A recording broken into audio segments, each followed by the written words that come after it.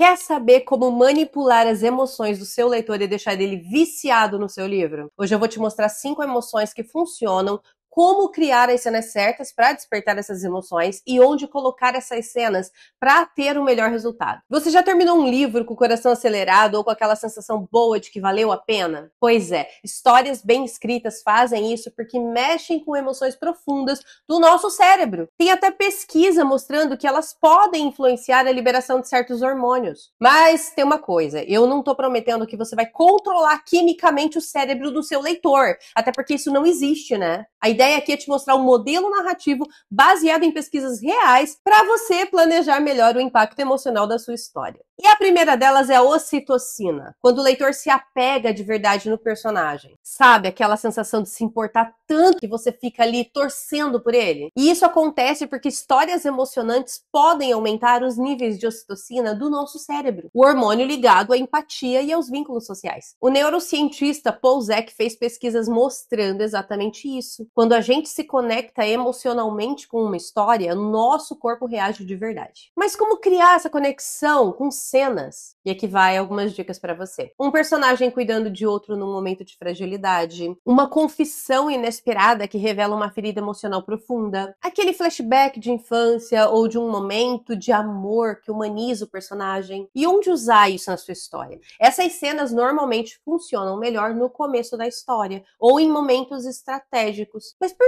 quê? Porque se o leitor não se importar com seu personagem, nenhuma cena tensa vai funcionar depois. É esse o vínculo emocional que faz toda a diferença. A segunda delas é o cortisol, que é quando o leitor sente tensão real. Sabe aquela cena em que o personagem está escondido e o perigo está ali se aproximando e você sente o coração acelerar junto com ele? E isso acontece por causa do cortisol, o hormônio ligado ao estresse e a resposta de alerta do nosso corpo. E as pesquisas mostram que histórias envolventes podem realmente ativar esse sistema. Em um estudo com crianças hospitalizadas, por exemplo, ouvir narrativas emocionantes reduziu os níveis de cortisol salivar e aumentou a ocitocina, indicando que o cérebro reage de forma intensa e mensurável a esse tipo de estímulo. Quer saber quais cenas despertam essa resposta? Um personagem escondido enquanto o vilão se aproxima, uma contagem regressiva para evitar um desastre, uma discussão tensa onde uma palavra errada pode mudar tudo. E onde você pode usar isso na sua história? Cenas de tensão funcionam melhor quando o leitor já criou um vínculo emocional lá atrás com o seu personagem. Sem isso, a tensão não gera o impacto desejado. Mas é importante equilibrar essas cenas com momentos mais calmos. Esse contraste ajuda a manter o ritmo e evita que o leitor se sinta saturado. Quando bem dosado, o estresse narrativo pode manter o leitor totalmente engajado. Agora aproveita e escreve aqui embaixo dopamina, que é para eu saber que esse vídeo tá despertando a sua curiosidade, porque ela é o nosso próximo hormônio. Esse hormônio é o hormônio da curiosidade que prende o seu leitor. A dopamina é um neurotransmissor ligado à antecipação e recompensa. E diferente das outras emoções mais específicas, esse mecanismo está bem documentado em várias áreas da neurociência. E ele é fundamental quando falamos sobre manter o leitor engajado. Quando uma história cria perguntas, deixa pistas ou apresenta situações ambíguas, o cérebro responde com liberação de dopamina. É isso que ativa a curiosidade e gera aquela vontade de continuar lendo, só para descobrir o que vai acontecer. E algumas cenas que despertam esse efeito é uma revelação importante, por exemplo, que muda tudo, mas deixa novas perguntas no ar. Um cliffhanger, quando a cena termina num momento de alto impacto ou incerteza. A entrada de um personagem misterioso que o leitor ainda não entende, mas quer saber mais sobre ele. E onde usar isso na sua história? Pense na dopamina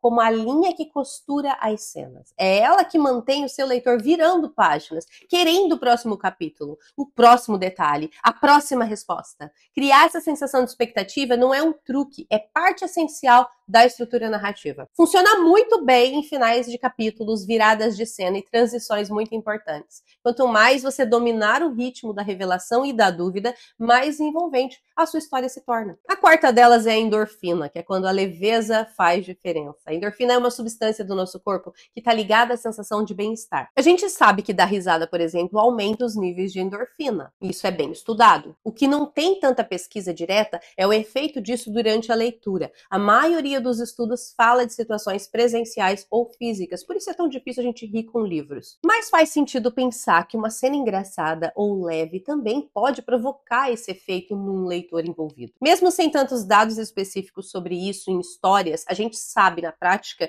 que essas cenas funcionam. Elas trazem alívio, aproximam a gente dos personagens e ajudam a equilibrar a tensão da trama. E quais cenas costumam causar esse efeito? Duas personagens trocando provocações espertas no meio de uma situação difícil, por exemplo. Um herói tentando bancar o sério e se atrapalhando de forma natural. Um momento mais tranquilo entre os personagens depois de uma vitória parcial. Onde usar isso na sua história? Essas cenas são essenciais para dar uma pausa emocional no leitor. Se tudo for sempre tensão, o ritmo cansa. A leveza ajuda a respirar e torna a experiência mais completa. Mesmo que a ciência ainda não tenha explorado isso a fundo nos livros, narrativamente o impacto é claro. Quando bem dosado, o humor e o afeto fazem o leitor se conectar ainda mais com a história. E o quinto hormônio é a serotonina, a sensação de que valeu a pena. A serotonina é um neurotransmissor ligado a várias funções importantes do corpo, como humor, sono e bem-estar. Quando a gente fala sobre finais que deixam o leitor com aquela sensação boa de satisfação,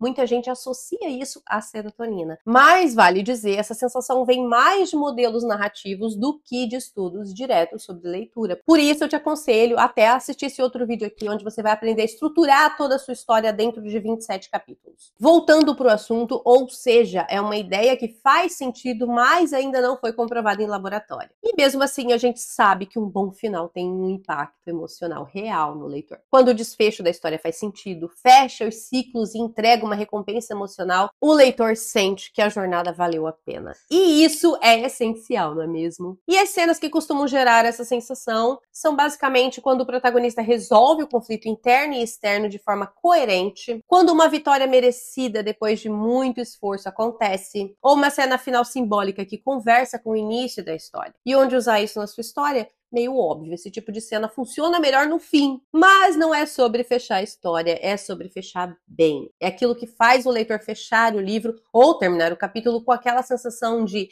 era exatamente isso que eu precisava ler. Mesmo sem estudos específicos, é fácil entender por que esse efeito funciona. Ele traz uma sensação de completude, de recompensa emocional. E num bom final, isso é o que mais importa. E antes da dica bônus, deixa o seu like para eu saber se eu ativei a serotonina no seu cérebro, please. Dica bônus é: pense como um maestro emocional. Você não controla os hormônios do leitor como se tivesse um painel de botões na mão, mas você pode e deve planejar os tipos de cena e o ritmo emocional da sua história com intenção. Bons autores não jogam emoções no papel de qualquer jeito, eles criam uma sequência bem pensada. Conexão, tensão, expectativa, alívio e recompensa. Tudo isso intercalado no momento certo, como se fosse uma sinfonia. Você usa a ocitocina para criar vínculos com os personagens, o cortisol para gerar tensão e deixar o leitor em alerta, a dopamina para manter a curiosidade viva e fazer ele continuar lendo, a endorfina para trazer leveza